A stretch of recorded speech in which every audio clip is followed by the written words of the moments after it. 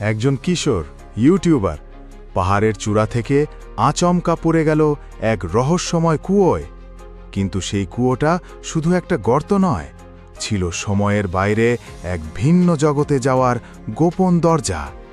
সেই ইউটিউবার কি পারবে সেই জগতে নিজেকে টিকিয়ে রাখতে? জানতে চাইলে দেখো আজকের ভিডিও। 17 বছর বয়সে এক তরুণ, নাম তার অপূর্ব। ইউটিউবের জন্য সে ঘুরে ঘুরে ভিডিও করত, একজন ট্রাভেল ব্লগার। একদিন সে উঠে পড়ল এক বিশাল পাহাড়ের চূড়ায়। ভিডিও করতে করতে হঠাৎ পিছলে গেল, পড়ে গেল এক গভীর অজানা কুয়োয়। কুয়োটা ছিল পানিতে ভরা, যেন এক রহস্যময় জলকূপ। ধীরে ধীরে সে তলিয়ে যেতে থাকল, আর হঠাৎ পানির নিচে দেখতে পেল এক আলোয় ঘেরা সার্কেল। সেই আলো তাকে টেনে নিল। মুহূর্তেই অপূর্ব হারিয়ে গেল ভিন্ন এক জগতে। অপূর্ব গিয়ে পড়ল এক নির্মাণাধীন বিল্ডিংয়ের উপর। তার শরীরের ধাক্কায় ভেঙে পড়ল বিল্ডিংগুলো। এটা ছিল লিলিপুট রাজ্য, যেখানে মানুষ মাত্র 1 ফুট লম্বা। অজ্ঞান অপূর্বকে দেখে ভয় পেয়ে গেল ছোট ছোট সৈন্যরা। তারা বিশাল এক ঠেলাগাড়িতে করে তাকে নিয়ে গেল রাজার কাছে। রাজা বললেন, এ তো নিশ্চয়ই অন্য জগৎ থেকে এসেছে, একে বন্দি করে রাখো। তাকে লোহার খাঁচায় আটকে রাখা হলো। কিছুক্ষণ পর জ্ঞান ফিরে এলো অপূর্বর। তারা কথা বলল। অপূর্ব বুঝিয়ে দিল সে ভুল করে এখানে চলে এসেছে, সে ক্ষতি করতে আসেনি। এরপরে প্রতিদিন তাকে ঠেলাগাড়ি ভরে ফলমূল দিয়ে যাওয়া হতো।